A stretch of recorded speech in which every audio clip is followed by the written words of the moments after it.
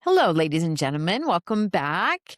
I want to talk today about a second superpower. This is part of a series that these are skills that I see in very successful leaders and through my own experience, and also things that I see with my clients. And what also got me thinking about these topics recently is I'm doing a series also with some guests. There's going to be some amazing guests on my podcast coming up. And a lot of the discussions that we've been having are around the superpower that I want to talk about today, which is emotional regulation. And emotional regulation is the ability to notice your emotional reaction, pause, and choose how you want to respond instead of acting on impulse. So let me read that again. Emotional regulation is the ability to notice your emotional reaction, to pause, and to choose how you respond instead of acting on impulse. It's not suppressing your feelings. It's not pretending you're fine. It's being able to name the emotion that you're feeling, whether that be irritation, disappointment, frustration, fear, anger, also could be joy, elation, happiness. It's being able to feel that, to name it, but without letting it drive your behavior. And the reason I wanted to talk about this today is in senior positions, you are going to be bombarded constantly by decisions that you have to make, and of course, by the people you interact with. And you cannot control what other people think, do, say, or don't say. So if you haven't listened to it yet, I recorded a previous podcast, a couple podcasts ago, about not taking things personally. That is one superpower. And learning today to regulate how you're feeling and how you respond when somebody does something is a second superpower. And I just want to give you an example of something that's in my personal life right now. And so I live in a gated community and we have a homeowners association, and a couple people are upset about a couple things. Well, just to oversimplify. And there are a lot of emails around certain topics. And I'm part of the homeowners association committee. And the number of emails and personal attacks on certain people and things that are going on. If you ever lived in a condo or you probably know what I'm talking about. But it's the same thing at work. There can be email after email about things that you did, that you said, that you didn't do, and that can become very overwhelming very quickly. Because I mean, think about everybody else is also stressed and living their life and trying to do their best. And they're also projecting their stress out into the world, and you are absorbing it. Emotional regulation is being able not to fly off the cuff, get angry, saying, okay, this situation is extremely frustrating. I'm feeling very overwhelmed, but you're not reacting by immediately sending off an email that is nasty, or you're choosing to show up professionally.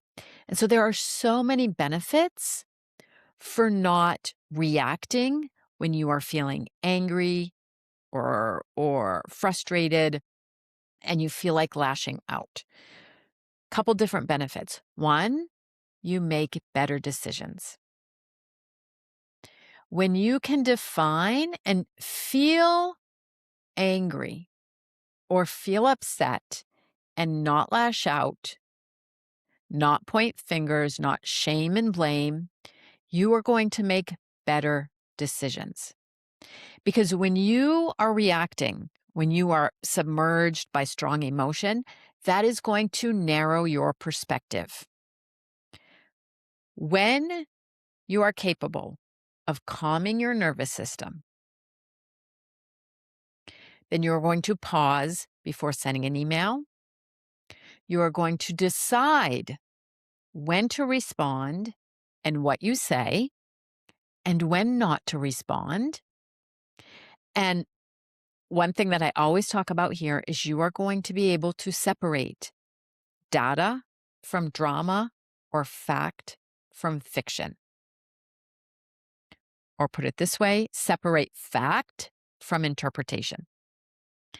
When you and your body is emotionally regulated and you can address topics when you are feeling calm, when you are not in an aggressive mode, then you're going to be able to have hard conversations. You don't need to have them in the heat of the moment. You don't need to react in the heat of the moment. But that alone, being able to address difficult situations when you are calm, that alone is going to help you prevent, I would say, unnecessary damage, and it will prevent the situation from escalating. So benefit number one is you make better decisions. Benefit number two is when you are emotionally regulated, you create stability and a sense of stability around you. This week, I would invite you in your job to pay attention to people who are calm versus people who are flying off the handle, who are reacting, who are raising their voice. What are they projecting? Which one do you trust more? Because I guarantee you, everybody is under tension. Just because people are calm does not mean that they are not stressed. It does not mean that they are angry.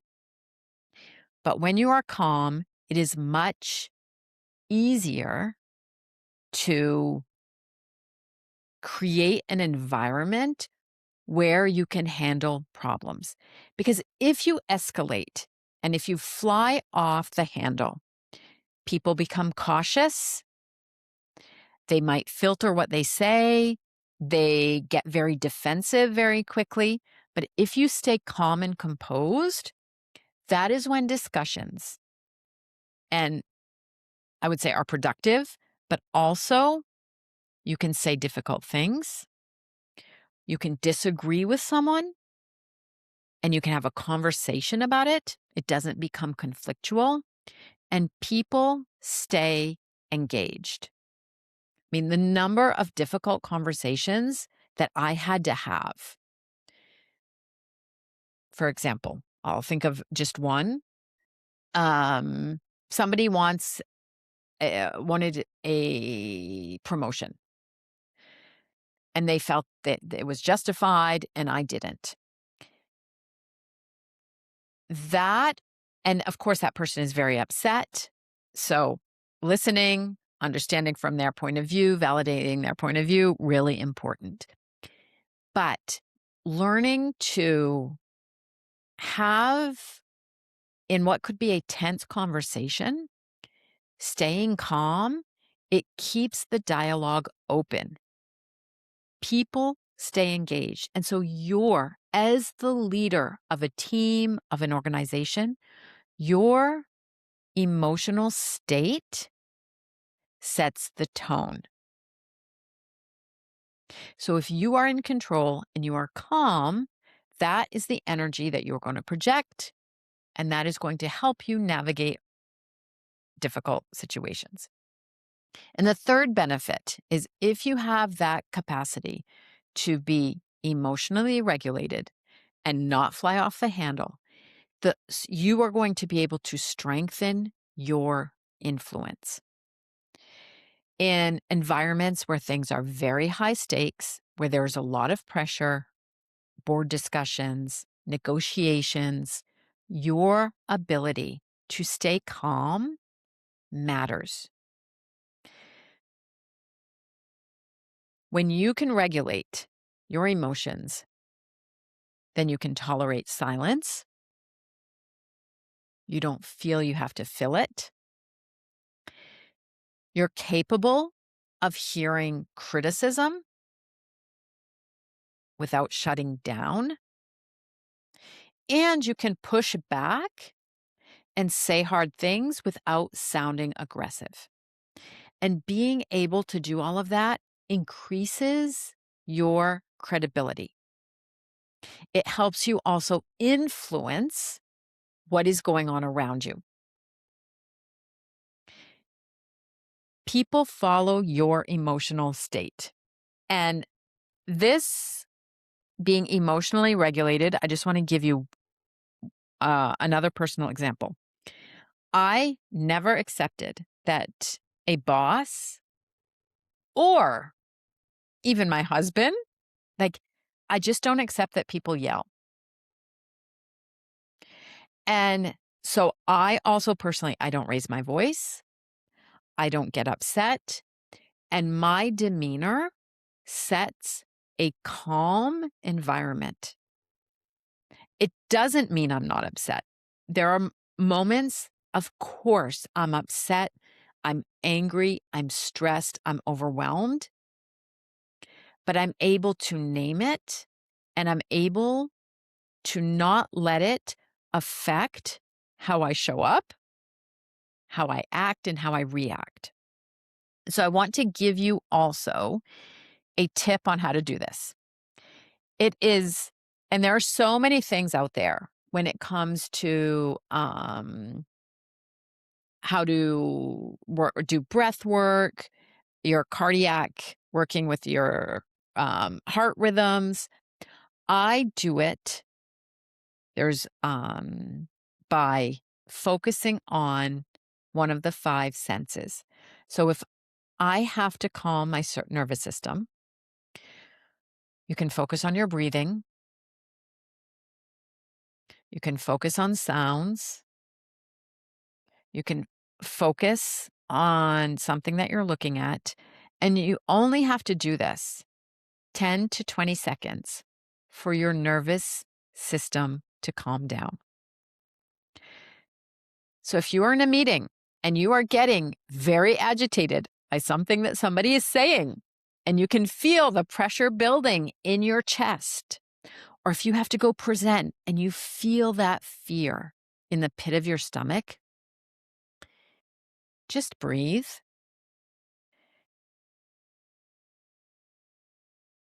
In and out calmly. That in itself for 20 seconds is going to calm your nervous system. So when you feel that tension, you can also do it preventatively. So before going into a meeting, go into the bathroom, to the ladies' room or the men's room, and breathe for 30 seconds.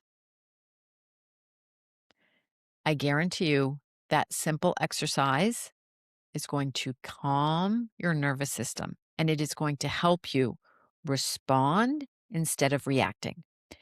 And the reason why I believe that this is such a superpower for leaders is that you are going to be constantly bombarded with problems, with human reactions, with things that you can't foresee, and your ability to feel those emotions and stay calm anyway, that is going to set you apart from the rest. So if you would also like help doing this, this is one of the key topics that I work on with my coaching clients. I organize it's for free. It is called a Focus 15. If you are not one of my clients, please sign up for a Focus 15. I will take you through an exercise and teach you how to emotionally regulate your nervous system. I'll put that in the show notes, and we'll come back soon to talk about some more leadership superpowers. Have a great day, everyone, and we'll talk soon.